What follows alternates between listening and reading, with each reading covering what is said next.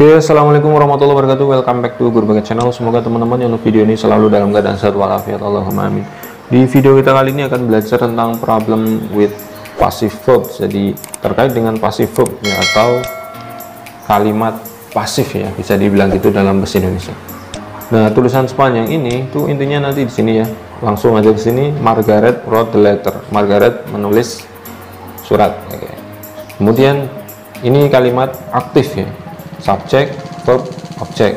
Nah, untuk membuat kalimat pasif, objek dari kalimat pasif yaitu the letter menjadi subjek ya. Kemudian Margaret ya di sini sebagai subjek, di kalimat pasif menjadi objek. Margaret menulis surat ya, surat ditulis oleh Margaret, itu seperti itu. The letter was written by Margaret. Nah, yang saya nggak tahu itu Margaret itu anaknya siapa, orang mana, desa mana, nggak tahu, nggak usah dibahas ya. Itu intinya ini. Kemudian di sini ada misal pasif ya.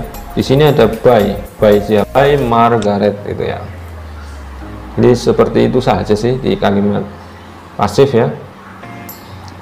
Kemudian di sini kita melihat the letter is written yesterday by Margaret. Kemudian the letter is written yesterday tanpa by Margaret ya. Dan dua-duanya benar ya. Dua-duanya benar ya. Udah gitu aja. Nah, langsung ke skill 37, lebih mendalam tentang bentuk dari pasif. Di sini saya tulis pasif itu rumusnya be plus verb 3 ya. Di sini ada contoh modal, makanya saya kasih tulis kuncinya modal plus verb 1 ya, modal plus verb 1. Di sini contohnya will ya. Oke, kita langsung sini ya. The portrait was painting. Oke, was painting by famous artist. Misal was painting, harusnya kan ini dilukis itu ya, atau digambar, makanya kalau di itu kan pasif ya, kalau me itu aktif, menggambar itu aktif. Misal famous artist ya was painting the portrait, itu oke lah. Tapi kalau the portrait was painting itu salah, harusnya ini adalah bentuk pasif. Nah, bentuk pasif itu be plus verb 3, harusnya ini painted ya, harusnya ini painted. Jadi the portrait was painted by famous artist ya, rumus dasarnya be plus verb 3. Kemudian yang ini kalau contoh kedua teman-teman ngerti ini will verb 1, maka ini jelas salah, will finish verb 3, makanya ini bentuk yang salah, harus ada will be ya, will be finish. Karena kenapa harus will be? Karena rumus dari pasif itu harus ada be nya, verb 3, di depannya ada will nggak masalah. Jadi rumusnya nanti misalnya menjadi will be verb 3. Oke. Jadi seperti ini. Jadi the project will be finished ya by team. Jadi seperti itu ya. The project will be finished, setelah will verb 1, setelah be verb 3. Dan menjadi will be finished by team. Tuh, skill 37 itu kayak gitu ya.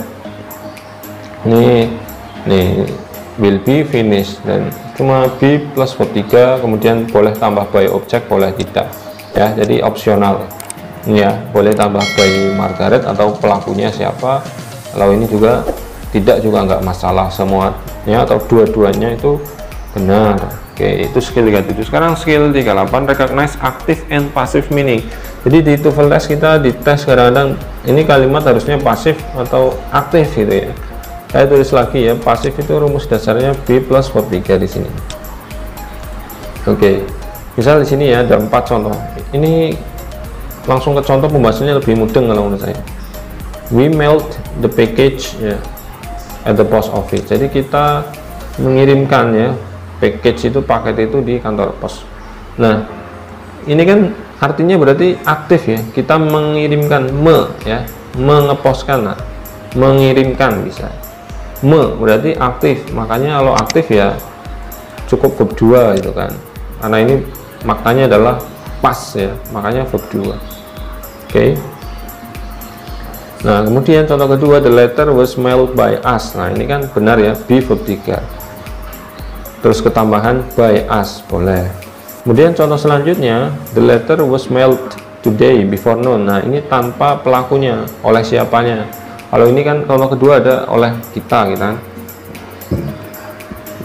Nah, kadang di TOEFL itu kita diuji seperti ini, the letter mailed today before noon. Oke, ini kan bentuk yang salah ya, karena rumusnya adalah bukan cuma verb 3, tapi kalau pasif harus ada be nya, harusnya the letter was mailed gitu ya, the letter was mailed, jadi ada be nya. Kalau tanpa be berarti nanti ini bentuk yang salah. Itu kadang di TOEFL kita diuji seperti itu tentang passive meanings.